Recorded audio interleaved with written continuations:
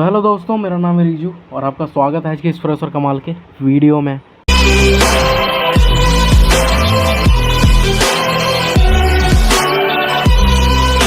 हर बार का एक ही इंट्रो है। तो आज हम देखिए क्या पढ़ने वाले हैं। आज हम जैसा कि प्रॉमिस किए थे आपसे कि हम रिसीट और पेमेंट अकाउंट का फॉर्मेट पढ़ेंगे, मतलब देखेंगे फॉर्मेट पढ़ना क्या है, देखना है। तो देखिए फॉर्मेट हमारा क्या होता है। रिसीट एंड पेमेंट अकाउंट यहाँ लिखा हुआ है, जैसा कि सब में लिखा होता है, बैलेंस शीट में बीएस लिखा हुआ होता है। तो देखिए रिसीट और पेमेंट अकाउंट, ये एक हमको बॉक्स बनाना है। इसमें डेट तो मेंटेन होता नहीं है, तो 4 बॉक्स बनेगा।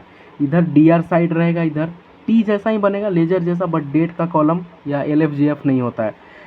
ये बीच का लाइन है जिसमें कि डीआर जो साइड हमारा है, ये हम डीआर साइड में क्या लिखते हैं, रिसीट, सीआर साइड में पेमेंट, मतलब डीआर साइड डेबिट साइड में जितना भी हमारा रिसीट होगा, जितना भी हमको प्राप्त होगा आएगा तो डीआर, और इधर जितना भी जाएगा तो सीआर, इसमें वही लिख देते हैं।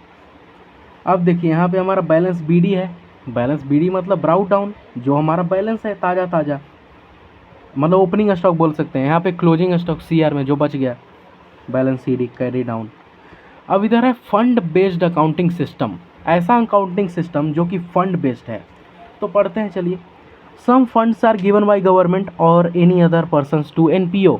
एनपीओ को कुछ फंड्स गवर्नमेंट के द्वारा या किसी और लोगों के द्वारा दिया जाता है, जो कि हम पढ़ चुके हैं, पहले बताए थे आपको हम कि जैसे एनपीओ एक बिजनेस है मेरा। चलिए एक लाइब्रेरी है और लाइब्रेरी में हमको 10 गो पंखा लगाना है बच्चों के लिए। तो हम सरकार को बोलेंगे कि मोदी जी 10 गो पंखा के पैसा भेजिए ना, बच्चों को थोड़ा गर्मी लगता है इसलिए लगा देंगे यहाँ। या कोई लोकल नेता को, लीडर को बोलेंगे कि पैसा दे दीजिए 10 पंखा का। या कोई मान लीजिए कोई आदमी ही आया, अमीर आदमी है, उसको बोलें कि पैसा नहीं दीजिएगा, हो सकता है वो दे दे। तो यही सब से देने के कारण ये एनपीओ फंड बेस्ड बन जाता है, मतलब फंड बेस्ड अकाउंटिंग सिस्टम हो जाता है कि इसमें फंड चलता रहता है।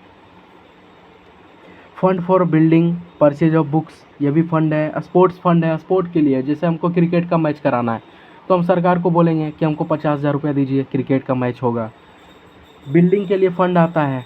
अब इन सबको हम डिटेल में पढ़ने वाले हैं। अब यहाँ देखिए, यहाँ पे KQ भी है, मतलब कुछ काम की बात में क्या बोल रहा है। Special funds are shown in balance sheet because they are capital receipt. अब देखिए स्पेशल फंड मतलब कि अगर हम कहेंगे सरकार से कि मोदी जी हमको बिल्डिंग बनाने के लिए पैसा दीजिएगा, तो बिल्डिंग बनाने के लिए पैसा बार बार देंगे मोदी जी, कहेंगे भागो कि नहीं, जैसे मतलब इसी बोलेंगे जैसा भाषा में वो मतलब बोलते हैं, शुद्ध हिंदी में बोलते हैं। तो बोलेंगे भागते हो कि नहीं यहाँ से, बार बार तुमको पैसा देंगे हम।